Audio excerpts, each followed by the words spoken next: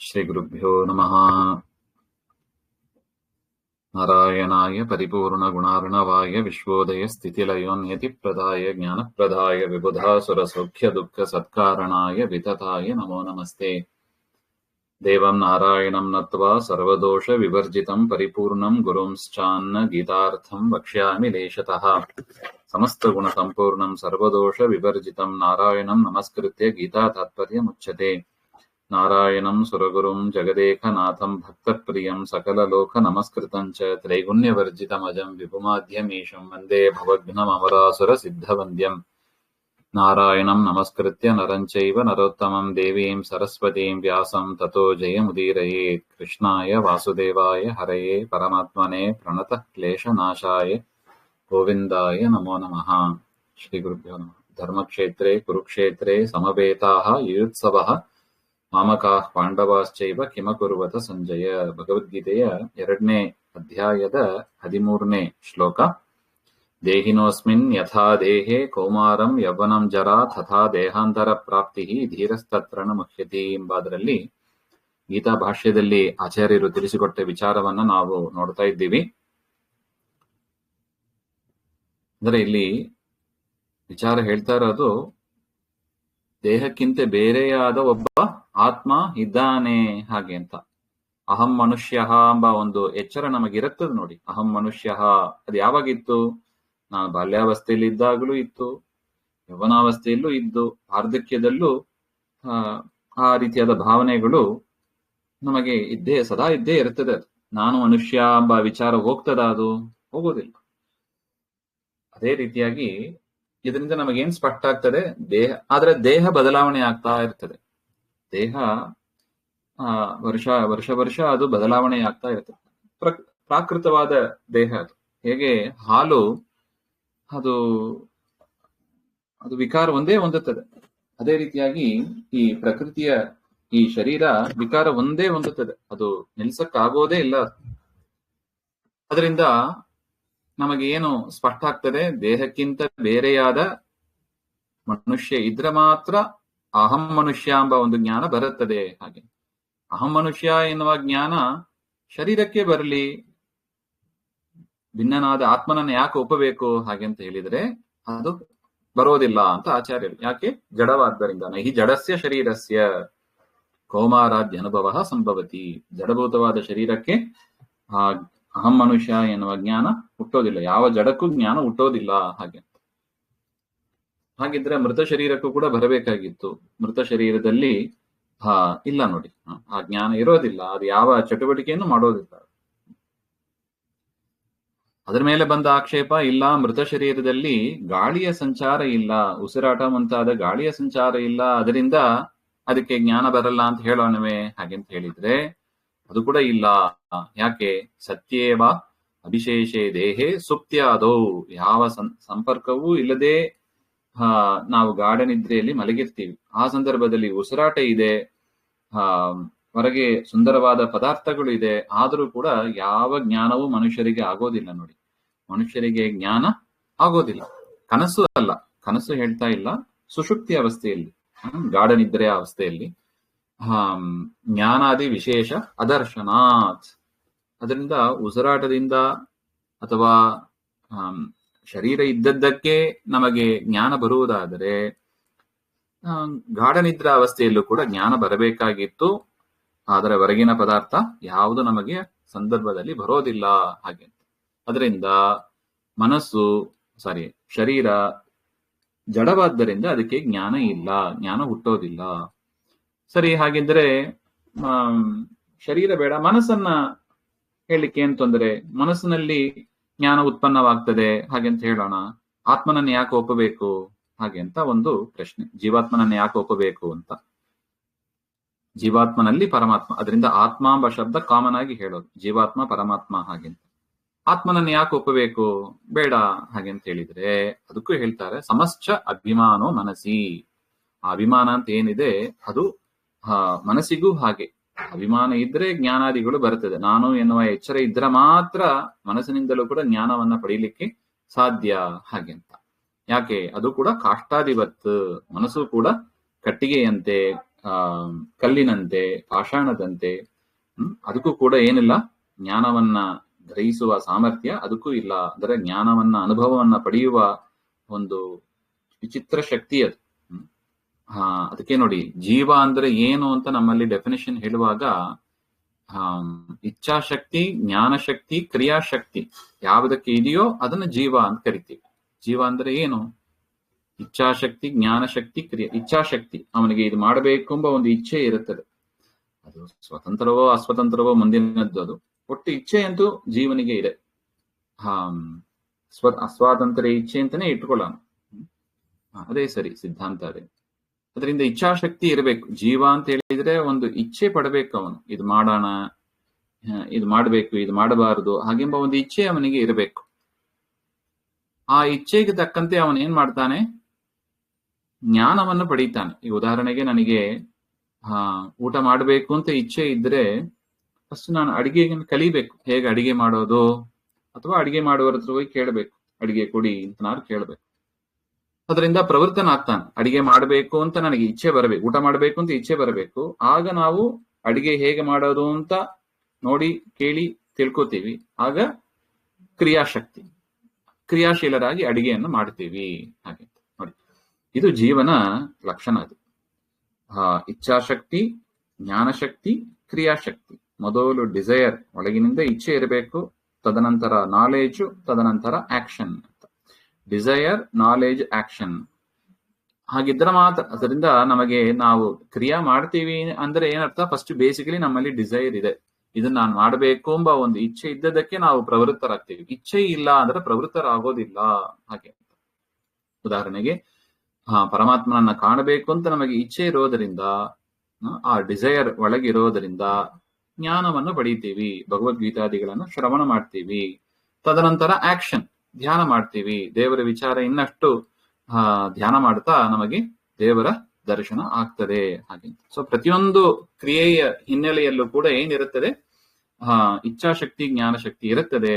ಆದರೆ ಜಡದ ಮನಸ್ಸಿನಲ್ಲಾಗಲಿ ಅಥವಾ ಶರೀರದಲ್ಲಾಗಲಿ ಇದು ಕಾಣ್ತಾ ಇಲ್ಲ. ಅದರಿಂದ ಅದನ್ನ ಜೀವ ಅಂತ, ಆತ್ಮ ಅಂತ ಕರೆಯೋದಿಲ್ಲ, ಅದನ್ನ ಜಡ ಅಂತ ಕರಿತೀವಿ. ಅದರಿಂದ ನಮಗೆ ಅಹಂ ಮನುಷ್ಯ ಅಂತ ನಮಗೆ ಜ್ಞಾನ ಬರಬೇಕು ಅಂದ್ರೆ ಏನಿರಬೇಕು? ಅಲ್ಲಿ ಆತ್ಮ ಇರಬೇಕು. ಹಾಗೆ ಅಂತ ಒಟ್ಟು ಇದರ ಅಭಿಪ್ರಾಯ ಆಚಾರ್ಯರು ತಿಳಿಸಿಕೊಟ್ಟದ್ದು. ಅದರಿಂದ ಏನಾಯಿತು?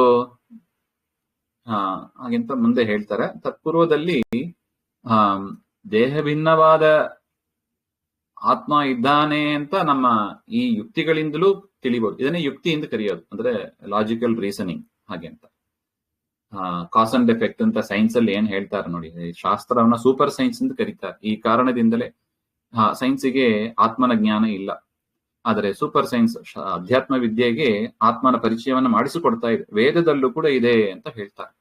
ವೇದದಲ್ಲೂ ಕೂಡ ಜೀವ ಅಂತ ಒಬ್ಬ ಇದ್ದಾನೆ ಎಂಬ ವಿಚಾರ ಬರುತ್ತದೆ. ಅಲ್ಲ, ವೇದ ಪ್ರಮಾಣ ಅಂತ ನಾವು ಒಪ್ಪೋದಿಲ್ಲಲ್ಲ ಹಾಗೆ ಅಂತ ಅದರ ಮೇಲೆ ಒಂದು ಆಕ್ಷೇಪ. ವೇದ ಪ್ರಮಾಣ ಅಂತ ಒಪ್ಪುವವರಿಗೆ ನೀವು ಹೇಳಬಹುದು, ವೇದವಾಕ್ಯಗಳನ್ನ ಹೇಳಬಹುದು ಹಾಗಂತ ಹೇಳಿದ್ರೆ ಅದು ಕೂಡ ಪ್ರಮಾಣವೇ. ವೇದಗಳು ಈಗ ಬೌದ್ಧರೆಲ್ಲ ಇದ್ದಾರೆ, ವೇದವನ್ನ ಪ್ರಮಾಣ ಅಂತ ಒಪ್ಪೋದಿಲ್ಲ. ಅಂತವರಿಗೆ ಆಚಾರ್ಯರು ಫಸ್ಟ್ ಏನ್ ಮಾಡ್ತಾರೆ? ವೇದವಾಕ್ಯವನ್ನ ಪ್ರಮಾಣವಾಗಿ ಕೊಡೋದಕ್ಕೆ ಮೊದಲು ವೇದ ಪ್ರಮಾಣ ಅಂತಾನ ಎಸ್ಟಾಬ್ಲಿಷ್ ಮಾಡಿ ತದನಂತರ ವೇದವಾಕ್ಯಗಳನ್ನು ಕೊಡ್ತಾರೆ. ಈಗ ನೋಡಿ, ಆಚಾರ್ಯರ ಸ್ಟೈಲ್ ಅದು. ಮೊದಲು ಆತ್ಮ ಇದ್ದಾನೆ ಅಂತ ಎಸ್ಟಾಬ್ಲಿಷ್ ಆಗಬೇಕು. ಭಗವದ್ಗೀತೆ ವಾಕ್ಯವನ್ನು ನೋಡಿದ್ರೆ ನಮಗೆ ಸ್ಪಷ್ಟ ಕಾಣೋದಿಲ್ಲ ಅದು. ದೇಹ ಜೀವ ನಿತ್ಯ ಅಂತ ಪರಮಾತ್ಮ ಹೇಳ್ಕೊಂಡು ಹೋಗ್ಬಿಡ್ತಾನೆ ಅಷ್ಟೆ. ಆದ್ರೆ ಆಚಾರ್ಯರು ಸ್ವಲ್ಪ ಬ್ರೇಕ್ ಹಾಕಿದ್ರು. ಏನು?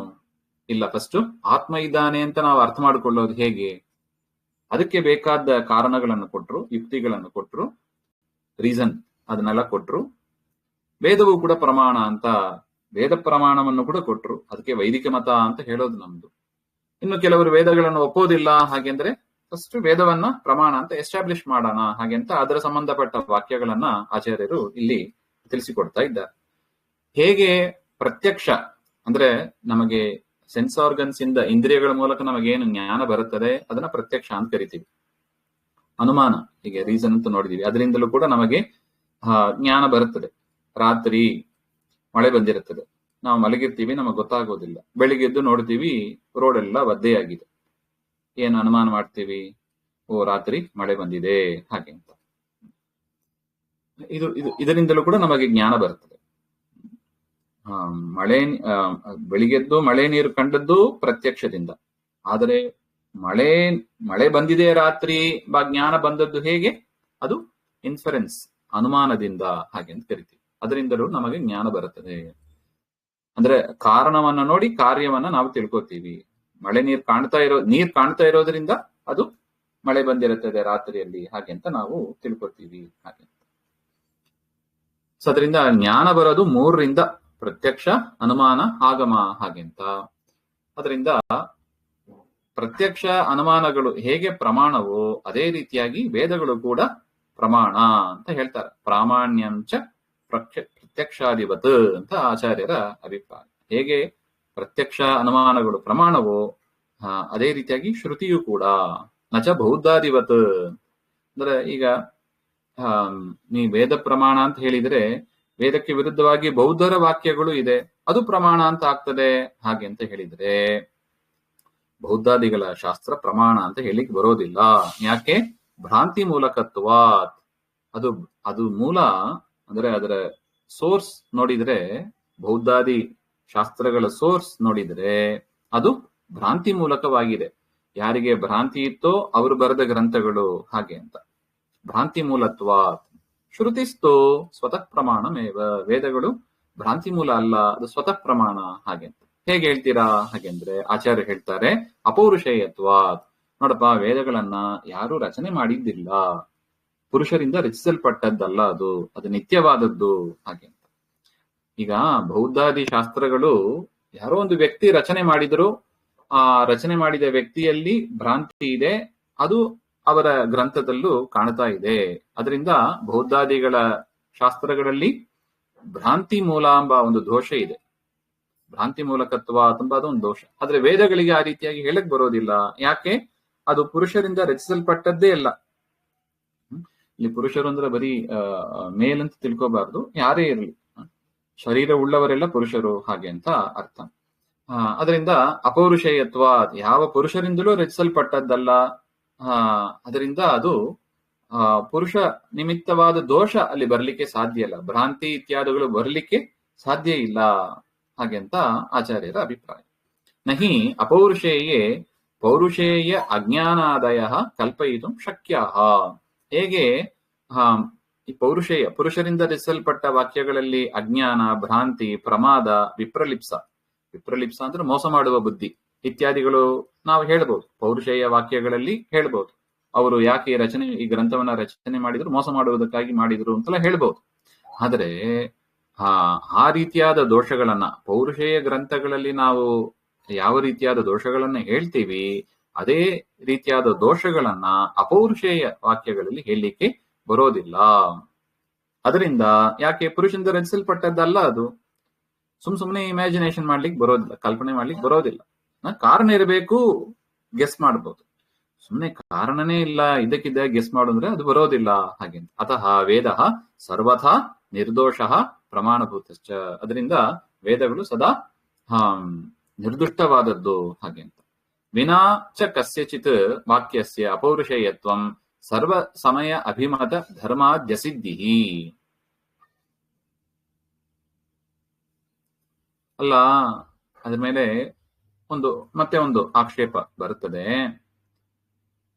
ಯದಿ ಕಿಮಪಿ ವಾಕ್ಯಂ ಅಪೌರುಷೇಯಂ ನ ಅಂಗೀಕ್ರಿಯೇತ ತರ್ಹಿ ಸರ್ವೈಃ ದರ್ಶನೈಃ ಸಿದ್ಧಾಂತೈಃ ಸಮ್ಮತಸ್ಯ ಧರ್ಮಾಧರ್ಮಾದೇಃ ಅತೀಂದ್ರಿಯ ವಿಷಯಸ್ಯ ಸಿದ್ಧಿರಪಿ ನ ಭವೇತ್. ನಾನು ಅಪೌರುಷೇಯ ಎಂಬ ಕಾನ್ಸೆಪ್ಟ್ ಅನ್ನೇ ನಾನು ಒಪ್ಪಲ್ಲ ಹಾಗೆ ಅಂತಾರೆ ಕೆಲವರು.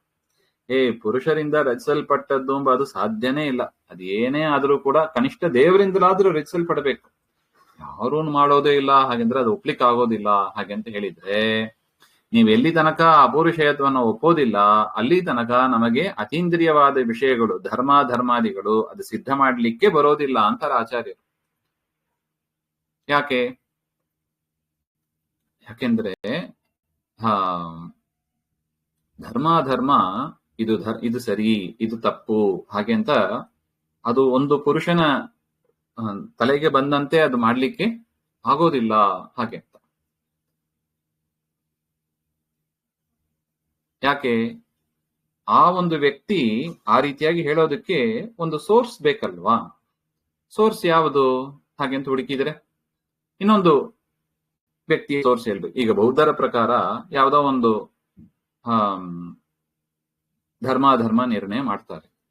ಬೌದ್ಧರ ಒಂದು ಆ ಬುಕ್ಕಿಗೆ ಸೋರ್ಸ್ ಯಾವುದು ಅಂತ ಇನ್ನೊಂದು ಬುಕ್ ತೋರಿಸ್ತಾರೆ.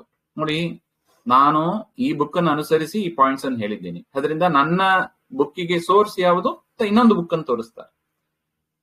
ಆ ಬುಕ್ಕಿಗೆ ಸೋರ್ಸ್ ಯಾವ್ದನ್ನು ನೋಡಿದ್ರೆ ಅವ್ರು ಇನ್ನೊಂದು ಬುಕ್ ಅನ್ನು ತೋರಿಸ್ಬೇಕು ಅಷ್ಟೆ. ಈ ರೀತಿಯಾಗಿ ಹೋಗ್ತಾ ಹೋಗ್ಬೋದೇ ಹೊರತು ಧರ್ಮ ಸಿದ್ಧ ಆಗೋದಿಲ್ಲ. ನೋಡಿ, ತುಂಬಾ ಸೂಕ್ಷ್ಮ ವಿಚಾರ ಇದು, ಸರಿಯಾಗಿ ನಾವು ತಿಳ್ಕೋಬೇಕು. ಅದರಿಂದ ಎಲ್ಲಿ ತನಕ ಅಪೌರುಷೇಯ ಎಂಬ ಒಂದು ಕಾನ್ಸೆಪ್ಟ್ ಅನ್ನು ನಾವು ಒಪ್ಪೋದಿಲ್ಲ, ಅಪೌರುಷೇಯ ವಾಕ್ಯಗಳನ್ನ ಒಪ್ಪದೇ ಹೊರತು ಧರ್ಮ ಸಿದ್ಧ ಆಗೋದಿಲ್ಲ. ಯಾಕೆ? ನನಗೆ ಯಾವುದು ಧರ್ಮ ಅಂತ ಅನಿಸ್ತದೋ ಬೇರೆಯವರಿಗೆ ಅಧರ್ಮ ಅಂತ ಅನಿಸ್ತದೆ, ಬೇರೆಯವರಿಗೆ ಅಧರ್ಮ ಅಂತ ನನಗೆ ಅಧರ್ಮ ಅಂತ ಅನಿಸೋದು ಬೇರೆಯವರಿಗೆ ಧರ್ಮ ಅಂತ ಅನಿಸಬಹುದು. ಅದರಿಂದ ಧರ್ಮ ನಮ್ಮ ಮನಸ್ಸಿಗೆ ಬಂದಂತೆ ನಾವು ಮಾಡ್ಲಿಕ್ಕೆ ಬರೋದಿಲ್ಲ. ಅದಕ್ಕೆ ಏನ್ ಬೇಕು? ಅದಕ್ಕೊಂದು ಆಧಾರ ಬೇಕು. ಇದೇ ಹಾಗೆಂತ ಅದು ಯಾವುದು ಗ್ರಂಥ ರೂಪದಲ್ಲೇ ಆಗ್ಬೇಕು. ಯಾಕೆಂದ್ರೆ ಇದು ಕಣ್ಣಿಗೆ ಕಾಣುವ ವಸ್ತು ಅಲ್ಲ ಧರ್ಮ ಅಧರ್ಮಗಳು. ಅದರಿಂದ ಧರ್ಮ ಸಿದ್ಧ ಆಗ್ಬೇಕು ಅಂದ್ರೆ ಪೌರುಷೇಯ ಗ್ರಂಥಗಳನ್ನ ಆಶ್ರಯಿಸಿದ್ರೆ ಅದು ಸರಿ ಹೋಗೋದಿಲ್ಲ. ಯಾಕೆಂದ್ರೆ ವಿರುದ್ಧ ಇರ್ತದೆ. ಒಬ್ರು ಹೇಳಿದ್ದು ಇನ್ನೊಬ್ಬರಿಗೆ ಆಗೋದಿಲ್ಲ, ವಿರುದ್ಧ ಇರ್ತದೆ. ಅದರಿಂದ ಧರ್ಮವನ್ನು ಒಪ್ಪಬೇಕು ಅಂದ್ರೆ ಅದು ಪೌರುಷೇಯವೇ ಆಗಿರಬೇಕು, ಅಪೌರುಷೇಯವೇ ಆಗಿರಬೇಕು, ಪುರುಷರಿಂದ ರಚಿಸಲ್ಪಟ್ಟದ್ದು ಆಗಿರಬಾರ್ದು ಹಾಗೆಂತ ಅದರ ಅಭಿಪ್ರಾಯ. ಯಶ್ಚ ತೌ ನ ಅಂಗೀಕ್ರಿಯತೆ ನಾಸೋ ಸಮಯಿ ಅಪ್ರಯೋಜಕತ್ವ. ಇಲ್ಲ ನಾವು ಅಪೌರುಷೇಯ ವಾಕ್ಯಗಳನ್ನ ಒಪ್ಪೋದೇ ಇಲ್ಲ ಹಾಗೆ ಅಂತ ಹೇಳಿದ್ರೆ ಆ ವಿಚಾರಗಳನ್ನ ಆ ಗ್ರಂಥಗಳನ್ನ ಸಮಯ ಹಾಗೆ ಅಂತ ಕರೆಸ್ಕೊಳ್ಳಿಕ್ಕೆ ಬರೋದಿಲ್ಲ. They are unfit. ಅದನ್ನ ಸಮಯ ಒಂದು ಸಿದ್ಧಾಂತ ಅಂತ ಕರೆಯೋದಕ್ಕೆ ಅನ್ಫಿಟ್ ಆಗಿದೆ ಹಾಗೆ ಅಂತ. ಸಹವಾದಿ ಏವನ ಉಚ್ಯತೆ, ಅವನ ವಾದಿ ಅಂತಾನೆ ಕರೆಯೋದಿಲ್ಲ. ಯಾಕೆ? ತಸ್ಯ ವಚನಸ್ಯ ಸರ್ವತಾ ನಿಷ್ಪ್ರಯೋಜಕತ್ವ, ಅವನ ಮಾತಿಗಳಿಗೆ ಪ್ರಯೋಜನವೇ ಇಲ್ಲ ಅಂತ ಆಯ್ತು. ಯಾಕೆ? ಅವನು ಹೇಳಿದ್ದು ಒಳ್ಳೆಯದು ಕೆಟ್ಟದೇ ತೀರ್ಮಾನ ಮಾಡ್ಲಿಕ್ಕೆ ಬರೋದಿಲ್ಲ. ಅವನು ಹೇಳಿದ್ದು ಒಳ್ಳೆಯದು, ಅವನು ಹೇಳಿದ್ದು ಕೆಟ್ಟದ್ದು ತೀರ್ಮಾನ ಮಾಡೋದು ಹೇಗೆ? ವೇದಕ್ಕೆ ಯಾಕೆ ಅಷ್ಟು ಪ್ರಾಶಸ್ತ್ಯ ಹಾಗೆಂದ್ರೆ ಅದು ಅಪೌರುಷೇಯವಾದ್ದರಿಂದ, ಯಾರಿಂದಲೂ ರಚಿಸಲ್ಪಟ್ಟಿದ್ದೆಲ್ಲ ಅದು, ಅದರಿಂದಲೇ ಅಷ್ಟು ವ್ಯಾಲಿಡಿಟಿ ಇದೆ ಅದಕ್ಕೆ. ವೇದಕ್ಕೆ ಅನುಗುಣವಾಗಿ ಮಾತಾಡಿದ್ರೆ ಓಕೆ, ವೇದಕ್ಕೆ ಅನುಗುಣವಾಗಿ ಮಾತಾಡಿಲ್ಲ ಅದು ಧರ್ಮ ತೀರ್ಮಾನ ಮಾಡ್ಲಿಕ್ಕೆ ಬರೋದಿಲ್ಲ, ಅದು ನಿಷ್ಪ್ರಯೋಜಕ, ಅದು ವೇಸ್ಟ್ ಅಂತ ಅರ್ಥ. ಮಾಸ್ತು ಧರ್ಮ ಅನಿರೂಪ್ಯತ್ವಾತ್ ಇತಿ ಚೇನ್ನ. ಆಯ್ತು, ಧರ್ಮವೇ ನೀವು ಧರ್ಮ ಇದ್ರೆ ತಾನೇ ನೀವು ಇದೆಲ್ಲ ಬೇಕು, ಧರ್ಮವೇ ಇಲ್ಲ ಅಂತ ಹೇಳ್ಬಿಡ್ತೀನಿ. ಧರ್ಮವನ್ನು ಯಾಕೆ ಒಪ್ಪಬೇಕು ಹಾಗೆಂದ್ರೆ ಅದಕ್ಕೆ ಹೇಳ್ತಾರೆ, ಯದಿ ಕಶ್ಚಿತ್ ವದೇತ್ ಯದ್ ಧರ್ಮ ಪ್ರತ್ಯಕ್ಷಾದಿಭಿ ನಿರೂಪಯಿತು ಅಶಕ್ಯ ಅತಃ ಧರ್ಮ ಏವ ಮಾಸ್ತು ತರ್ಹಿ ತದಪಿ ಕಥನಂ ನ ಯುಕ್ತಂ. ಧರ್ಮವೇ ಇಲ್ಲ ಅಂತ ಹೇಳೋದು ಕೂಡ ಸರಿಯಲ್ಲ. ನೋಡಿ, ಇದೆಲ್ಲ ಒಂದೊಂದು ಚೈನ್, ಇದು ಚೈನ್ ಆಫ್ ರಿಯಾಕ್ಷನ್ಸ್ ಅಂತ ಹೇಳ್ತಾರೆ ನೋಡಿ. ಆತರ ಸರ್ವ ಅಭಿಮತಸ್ಯ ಪ್ರಮಾಣಂ ವಿನ ನಿಷೇಧಂ ಅಶಕ್ಯತ್ವ. ನೋಡಪ್ಪ, ಧರ್ಮ ಎಂಬ ಅದನ್ನ ಎಲ್ಲರೂ ಒಪ್ಪಿದ್ದಾರೆ, ಗುಡ್ ಬ್ಯಾಡ್ ಎಂಬ ಅದನ್ನ ಎಲ್ಲರೂ ಒಪ್ಪಿದ್ದಾರೆ. ಯಾರು ಒಪ್ಪಿಲ್ಲ ಹೇಳಿ? ಬೌದ್ಧರು ಒಪ್ಪಿದ್ದಾರೆ. ಇದು ಒಳ್ಳೆಯದು, ಇದು ಕೆಟ್ಟದು, ಇಷ್ಟೇ ವಿಚಾರ. ಅದು ಒಳ್ಳೇದು ಕೆಟ್ಟದು ಅಂತ ಹೇಗೆ ತೀರ್ಮಾನ ಮಾಡ್ತೀರಿ, ಆ ವ್ಯಾಲಿಡಿಟಿ ಹೇಗೆ ಬರುತ್ತದೆ, ಅದ್ರ ಮೇಲೆ ವ್ಯತ್ಯಾಸಗಳು ಇರುತ್ತದೆ. ಆದ್ರೆ ಎಲ್ಲಾ ಮತದವರು ಕೂಡ ಏನು ಈವನ್ ಪರದೇಶದ ಮತಗಳು ಅಂತ ಏನಿದೆ ಅವರು ಕೂಡ ಒಪ್ಪಿದ್ದಾರೆ, ಇದು ಒಳ್ಳೇದು, ಇದು ಕೆಟ್ಟದು. ಯಾರಿಗೆ ಬೇಡ ಹೇಳಿ? ಎಲ್ಲರಿಗೂ ಒಳ್ಳೇದು ಕೆಟ್ಟದು ಬೇಕು, ತಿಳ್ಕೊಂಡಿರ್ಬೇಕು. ಯಾಕೆ? ಒಳ್ಳೇದು ಮಾಡಬೇಕು, ಕೆಟ್ಟದ್ದು ಬಿಡಬೇಕು ಹಾಗೆ ಅಂತ. ಅದು ಜ್ಞಾನ ಇದ್ರೆ ಮಾತ್ರ ಸಾಧ್ಯ. ಒಳ್ಳೇದು ಕೆಟ್ಟದ್ದು ಜ್ಞಾನ ಇಲ್ಲದೆ ಹೋದರೆ ಅದನ್ನ ಮಾಡೋದು ಬಿಡೋದು ದೂರ ಆಯ್ತು. ಅದರಿಂದ ಒಳ್ಳೆಯದು ಕೆಟ್ಟದ್ದು ಅಂತ ತೀರ್ಮಾನ ಮಾಡೋದು ಪೌರುಷೇಯ ಗ್ರಂಥಗಳಿಂದ ಆಗೋದಿಲ್ಲ. ಅದರಿಂದ ಅಪೌರುಷೇಯ ವಾಕ್ಯಗಳನ್ನು ಒಪ್ಪಬೇಕು. ಅದರಿಂದ ವೇದಕ್ಕೆ ಅನುಗುಣವಾಗಿಯೇ ಹೇಳಬೇಕು ಅಂತ ಇಷ್ಟು ವಿಚಾರ ಆಚಾರ್ಯರು ತಿಳಿಸ್ತಾ ಇದ್ದಾರೆ. ಅದರಿಂದ ಧರ್ಮವನ್ನ ಒಪ್ಪೋದಿಲ್ಲ ಅಂತ ನೀನ್ ಹೇಳಿದ್ರೆ ಆಗ್ತದಾ? ಧರ್ಮವೇ ಇಲ್ಲ, ಧರ್ಮ ಎಂಬ ಒಂದು ಕಾನ್ಸೆಪ್ಟೇ ಇಲ್ಲ ಹಾಗೆಂತ ಒಂದು ವ್ಯಕ್ತಿ ಹೇಳ್ತಾರೆ ಅಂತ ಇಟ್ಟುಕೊಳ್ಳಿ. ಆ ರೀತಿಯಾಗಿ ಹೇಳಿದ್ರೆ ಆಗೋದಿಲ್ಲ. ಯಾಕೆ? ಎಲ್ಲರೂ ಒಪ್ಪಿದ್ದಾರೆ ಧರ್ಮವನ್ನ. ಅದರಿಂದ ಎಲ್ಲರೂ ಒಪ್ಪಿರುವುದನ್ನ ನಾವು ರಿಜೆಕ್ಟ್ ಮಾಡ್ಲಿಕ್ಕೆ ಬರೋದಿಲ್ಲ. ನಚ ಸಿದ್ಧಿ ಅಪ್ರಾಮಾಣಿಕಸ್ಯ ಇತಿ ಚೇನ್ನ. ಆಗ ಪೂರ್ವಪಕ್ಷಿ ಹೇಳ್ತಾನೆ, ಅಪ್ರಾಮಾಣಿಕಸ್ಯ ವಸ್ತುನಃ ಸಿದ್ಧಿರೇವ ನ ಭವತಿ ತಸ್ಮಾತ್ ಧರ್ಮೋಪಿ ನಾಸ್ತಿ. ಅದು ಅಪ್ರಮಾಣದಿಂದ ಸಿದ್ಧವಾದದ್ದು ಅವೆಲ್ಲ, ಅದರಿಂದ ಧರ್ಮವೇ ಇಲ್ಲ ಹಾಗೆ ಅಂತ ಹೇಳಿದರೆ ತರ್ಹಿ ತನ್ನ ಯಥೋ ಧರ್ಮ ಅಪ್ರಾಮಾಣಿಕ ನಾಸ್ತಿ. ಯಾಕೆ ಧರ್ಮ ಅಪ್ರಾಮಾಣಿಕವಲ್ಲ? ಧರ್ಮ ಇಲ್ಲ ಅಂತ ಯಾರು ವಾದ ಮಾಡ್ಲಿಕ್ಕೆ ಆಗ್ತದೇನ್ರಿ? ಯಾರು ವಾದ ಮಾಡ್ಲಿಕ್ಕೆ ಆಗೋದಿಲ್ಲ. ಧರ್ಮ ಇದ್ದೇ ಇದೆ. ಧರ್ಮ ಅಪ್ರಾಮಾಣಿಕ ಅಂತ ಯಾರ ಹೇಳ್ತಾರ? ಸರ್ವ ಅಭಿಮತೇರೇವ ಪ್ರಮಾಣತ್ವ. ಎಲ್ಲರೂ ಒಪ್ಪಿದ್ರಿಂದಲೇ ಅದು ಪ್ರಮಾಣ ಅಂತ ಆಗಿದೆ. ಸರ್ವೇಷಾಂ ವಿದುಷಾಂ ಜನಾನಾಂ ಚ ಯಾ ಸಮ್ಮತಿ ಸಾ ಸಮ್ಮತಿ ಏವ ಧರ್ಮಸ್ಯ ಅಸ್ತಿತ್ವೇ ಬಲವತ್ ಪ್ರಮಾಣಂ. ಯಾವ ಜ್ಞಾನಿಗಳು ಯಾರು ಕೂಡ ಧರ್ಮ ಇಲ್ಲ ಅಂತ ಹೇಳೋದಿಲ್ಲ ನೋಡಿ, ಒಳ್ಳೇದು ಕೆಟ್ಟದು ಇಲ್ಲ ಅಂತ ಹೇಳೋದಿಲ್ಲ. ಅದಕ್ಕೆ ಬೇರೆ ಬೇರೆ ರೂಟು ಕಾರಣಗಳು ಬೇರೆ ಬೇರೆ ವ್ಯತ್ಯಾಸಗಳು ಇರ್ತಿದೆ ಹೊರತು, ಈಗ ನೋಡಿ ಈವನ್ ಈಗ ಗವರ್ಮೆಂಟ್ ಇದೆ, ಲಾ ಅಂಡ್ ಆರ್ಡರ್ ಅಂತ ಹೇಳ್ತಾರೆ, ಅದು ಒಳ್ಳೇದು ಕೆಟ್ಟದು ನಿರ್ವಾಹ ಮಾಡೋದಕ್ಕೆ. ಗವರ್ಮೆಂಟ್ ಬೇಕಾದ್ರೆ ವೇದಗಳನ್ನ ಒಪ್ಪದೇ ಇರಬಹುದು, ಮಹಾಭಾರತ ಒಪ್ಪದೇ ಇರಬಹುದು, ಆದ್ರೆ ಧರ್ಮಾಧರ್ಮವನ್ನು ಎಲ್ಲರೂ ಒಪ್ಪಿದ್ದಾರಾ? ನಾಸ್ತಿಕರು ಕೂಡ ಒಪ್ಪುವ ಸಿದ್ಧಾಂತ ಅದು. ಯಾವುದು? ಧರ್ಮ ಅಧರ್ಮ. ಒಳ್ಳೇದು ಹೆಸರು ಬೇರೆ ಕೊಡ್ಬೋದು, ಒಳ್ಳೇದು ಕೆಟ್ಟದು ಅಂತ ಹೇಳ್ಬೋದು, ಆದ್ರೆ ಧರ್ಮಾಧರ್ಮವೇ ಇಲ್ಲ, ಅದು ಅಪ್ರಮಾಣ ಅಂತ ಹೇಳೋದು ಯಾರು ಒಪ್ಪುವ ಮಾತಲ್ಲ. ಅದರಿಂದ ಸರ್ವ ಅಭಿಮತೇರೇ ಅದೇ ಪ್ರಮಾಣ ಆಗಿದೆ. ಎಲ್ಲರೂ ಒಪ್ಪಿದ ಮೇಲೆ ಅದು ಪ್ರಮಾಣ ಇಲ್ಲ ಅಂತ ಹೇಳಿಕ್ ಆಗ್ತದಾ? ಪ್ರಮಾಣವೇ ಆಗಿದೆ. ಹಾಗೆ ಇನ್ನೊಂದು ಕಾರಣ ಹೇಳ್ತಾರೆ, ಅನ್ಯತಾ ಸರ್ವವಾಚಿಕ ವ್ಯವಹಾರ ಅಸಿದ್ಧೇಶ್ಚ. ವಾಕ್ಯಗಳೇ ಇದಿ ಸರ್ವಾಭಿಮತಂ ನ ಅಂಗೀಕ್ರಿಯತೆ. ಇಲ್ಲ, ಎಲ್ಲರೂ ಹೇಳೋದನ್ನ ನಾನು ಒಪ್ಪೋದಿಲ್ಲ ಹಾಗೆ ಅಂತ ಹೇಳಿದರೆ ತರ್ಹಿ ಲೋಕೆ ಸರ್ವೇಷಾಂ ವಾಚಿಕ ವ್ಯವಹಾರ, ಶಬ್ದ ಪ್ರಯೋಗ ರೂಪವಾದ ವ್ಯವಹಾರವೇ ಇಲ್ಲ ಅಂತ ಆಗ್ಬೇಕಾಗಿತ್ತು. ಗೌರ್ಮೆಂಟ್ ಹೇಳೋದನ್ನ ನಾನು ಕೇಳೋದಿಲ್ಲ, ಅಥವಾ ಬೇರೆ ಮತದವರು ಹೇಳೋದು ನಾನು ಕೇಳೋದಿಲ್ಲ, ಅವ್ರು ಹೇಳಿದ್ದು ಒಳ್ಳೇದು ಅಂತ ನಾನು ಒಪ್ಪೋದಿಲ್ಲ ಹಾಗೆ ಅಂತ ಹೇಳಿದ್ರೆ ಶಬ್ದ ವ್ಯವಹಾರವೇ ಕೂಡೋದಿಲ್ಲ. ಶಬ್ದ ವ್ಯವಹಾರ ಅಸ್ತಂಗತಿ. ಯಾಕೆ? ವಾಕ್ಯದಿಂದ ಶಬ್ದಗಳಿಂದ ಏನನ್ನೂ ಕೂಡ ತಿಳಿಸ್ಲಿಕ್ಕೆ ಬರೋದಿಲ್ಲ ಅಂತ ಆಗ್ಬಿಡುತ್ತದೆ. ಅದರಿಂದ ಶಬ್ದ ವ್ಯವಹಾರವೇ ಮಾಡಬಾರ್ದಿತ್ತು. ಯಾಕೆಂದ್ರೆ ಯಾರು ಏನೇ ಹೇಳಿದ್ರು ಕೂಡ ಶಬ್ದದ ಮುಖಾಂತರ ತಾನೇ ಹೇಳಬೇಕು. ಒಂದು ಕನ್ವೆ ಮಾಡಬೇಕು ಅಂದ್ರೆ ಸೆಂಟೆನ್ಸ್ ಹೇಳಿಯೇ ಹೇಳಬೇಕು. ಆ ಸೆಂಟೆನ್ಸ್ ಅಲ್ಲೂ ಕೂಡ ಒಳ್ಳೇದು ಕೆಟ್ಟದ್ದು ಅಂತ ಹೇಳಿಕ್ ಬರುತ್ತದೆ. ಸೊ ಒಳ್ಳೇದು ಕೆಟ್ಟದೇ ಇಲ್ಲ ಅಂತ ಹೇಳುವವರು ಸೆಂಟೆನ್ಸೇ ಹೇಳಿಕ್ ಬರೋದಿಲ್ಲ. ಆ ಪರಿಸ್ಥಿತಿಗೆ ಬರಬೇಕಾಗ್ತದೆ.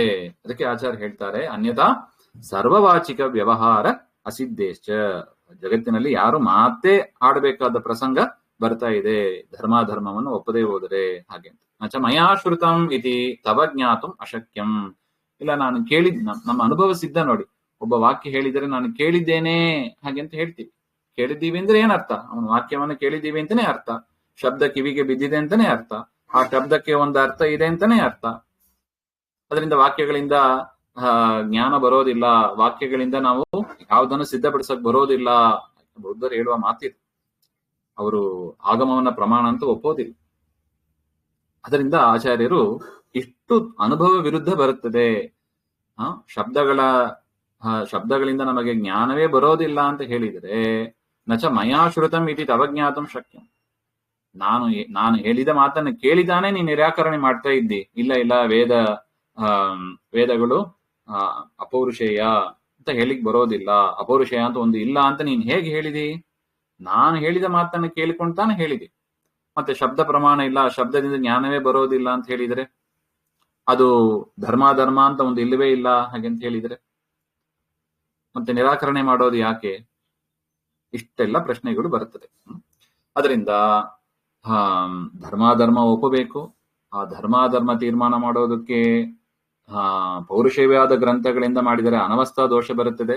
ಅಂದ್ರೆ ಇದಕ್ಕದು ಪ್ರಮಾಣ, ಅದಕ್ಕದು ಪ್ರಮಾಣ, ಈ ಬುಕ್ಕಿಗೆ ಆ ಬುಕ್ ಪ್ರಮಾಣ ಅಂತ ಹೇಳಿದರೆ ಯಾವ ಬುಕ್ ಕೊನೆಯಲ್ಲಿ ನಿಲ್ಲುತ್ತದೆ? ಎಲ್ಲ ಪೌರುಷೇಯ ಅಂತ ಆಗಿಬಿಟ್ರೆ. ಅದರಿಂದ ಅಪೌರುಷೇಯವಾದ ವಾಕ್ಯಗಳನ್ನ ಒಪ್ಪಲೇಬೇಕು. ಅಪೌರುಷೇಯ ವಾಕ್ಯಗಳು ಅಂದ್ರೆ ಅದು ವೇದವೇ ಆಗಿದೆ. ಭ್ರಾಂತಿರುವ ತಪಸ್ಯ. ನೀನು ಅದು ಒಪ್ಪದೇ ಹೋದ್ರೆ, ಶಬ್ದಗಳಿಂದ ಜ್ಞಾನ ಬರೋದಿಲ್ಲ ಅಂತ ಹೇಳಿದರೆ ಅದು ಭ್ರಾಂತಿನೇ ಆಗ್ತದೆ. ಸರ್ವ ದುಃಖ ಕಾರಣತ್ವಂ ವಾ ಸ್ಯಾತ್ ಏತಾದೃಶ ನಿರಾಧಾರ. ಈ ರೀತಿಯಾಗಿ ಒಳ್ಳೆಯದನ್ನ ನಿರಾಕರಣೆ ಮಾಡಿದರೆ ಸರ್ವ ದುಃಖಕ್ಕೆ ಕಾರಣವಾಗ್ತದೆ. ಅಂದ್ರೆ ನರಕಾದಿಗಳಿಗೆ ಅಥವಾ ತಮಸ್ಸಿಗೆ ಕಾರಣವಾಗ್ತದೆ. ಧರ್ಮವನ್ನೇ ಉಲ್ಲಂಘನೆ ಮಾಡಿಬಿಟ್ರೆ ಅದು ನರಕ, ತಮಸ್ಸು ಇತ್ಯಾದಿ ದುಃಖಗಳಿಗೆ ಕಾರಣವಾಗ್ತದೆ ಹಾಗೆಂತ. ಏಕೋವಾ ಅನ್ಯಥಾ ಸ್ಯಾತ್ ಹಾಗೆಂತ ಆಚಾರ್ಯ ಮತ್ತೆ ಹೇಳ್ತಾರೆ. ಅದನ್ನ ಮತ್ತೆ ಸೇರಿದಾಗ ನೋಡೋಣ. ಸರ್ವಗುಣ ಸಂಪೂರ್ಣ ಸರ್ವದೋಷ ವಿವರ್ಜಿತ ಪ್ರಿಯತಾಂ ಪ್ರೀತಿ ವಿಷ್ಣುರ್ಮೇ ಪರಮಸ್ವೃತ್ ಶ್ರೀಮಧ್ವಾಂತರ್ಗತ ಶ್ರೀ ಕೃಷ್ಣಾರ್ಪಣಮಸ್ತು. ಶ್ರೀ ಹರಯೇ ನಮಃ.